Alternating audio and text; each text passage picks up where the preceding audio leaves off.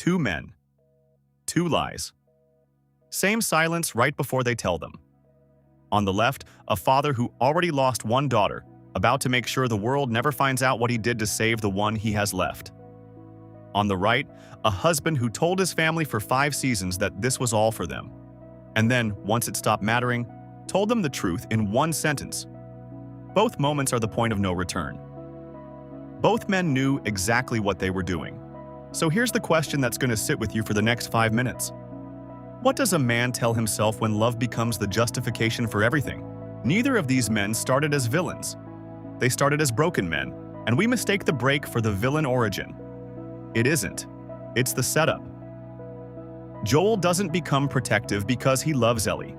That's backwards. He becomes protective because 20 years earlier he held his dying daughter in his arms and survived something no parent should survive. And that kind of survival doesn't heal, it just transforms. The opening sequence of The Last of Us isn't backstory, it's a permanent installation. Every choice Joel makes for the next 20 years runs through that scene first. His love for Ellie isn't separate from his trauma, it is his trauma wearing a different face. Walter's wound is quieter, and that's what makes it more dangerous. Cancer doesn't turn Walter White into Heisenberg. Cancer gives him permission. The real wound is gray matter. 20 years of watching a company he helped build, make other people rich, 20 years of believing he deserved more and swallowing it.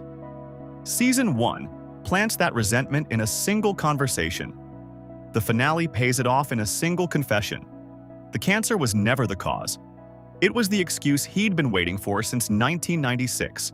Here's where both men build the lie, and here's the uncomfortable part. While you're inside their heads, it works on you too. Joel tells himself he's protecting Ellie, and he is. He also tells himself she would have chosen this. She wouldn't have, we know that. Because she tells us so, loudly, for the entirety of the next game. The hospital is where protection quietly becomes control.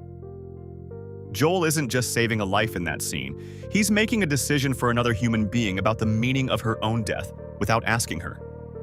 That's love that has learned to override consent, even if in a disruptive way. Walter's shift is slower, and Breaking Bad is patient about it. In early seasons when he says, "I'm doing this for my family," that is mostly true.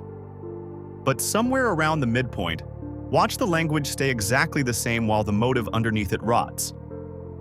He keeps saying family, but he stops meaning it eventually. The lie never changes. Only the truth underneath it does. That's the scarier version of corruption. Not a man who starts lying, but a man whose words stop matching a reality that already moved on without him. Both stories have a woman who absorbs the cost of a man's decision without ever being asked to sign off on it. Ellie is denied ownership of the one thing that made her life feel like it meant something: her immunity, her potential sacrifice. Joel doesn't just save her. He takes her meaning and replaces it with a lie she didn't consent to. The entirety of The Last of Us Part 2 is the bill for that theft, arriving with interest. Skyler starts the show as its moral compass. She ends it as the character the internet loved to hate. And that hatred is worth sitting with because it isn't really about Skyler, it's a symptom of how well the show puts you inside Walter's perspective. You start resenting her for the same reasons he does. Once you notice that, it's uncomfortable in a very specific way. It means the show didn't just tell you a story about a man justifying himself. It got you to justify him too. Both men eventually reach a point where the lie can't hold anymore. Not from the world, from themselves. For Joel, it's Ellie asking him directly more than once to swear he's telling the truth. He swears.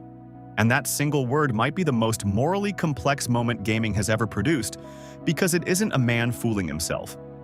It's a man who knows exactly what he's doing, choosing her over the truth, with his eyes open.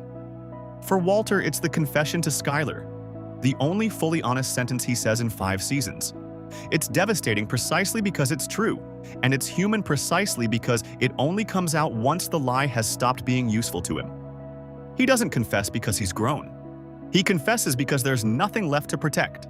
I'm not going to answer this for you because I don't think it has one answer. Is love that destroys someone still love? Or does it become something else entirely? Something that only looks like love from the inside to the person doing it? Joel and Walter White would both tell you it was love. I'd ask you to notice that so would every person who's ever hurt someone while insisting they were protecting them. This is part of an ongoing series where I break down characters from completely different universes who share the exact same psychological wound. If you've watched my breakdown of Arthur and Bojack or Snake and Wick, you already know where this is going. Same wound, different mask. Subscribe if you want to see who's next. And tell me in the comments, who do you defend, Joel or Walter? Because I already know you can't defend both, but I know you're going to try anyway, like I did.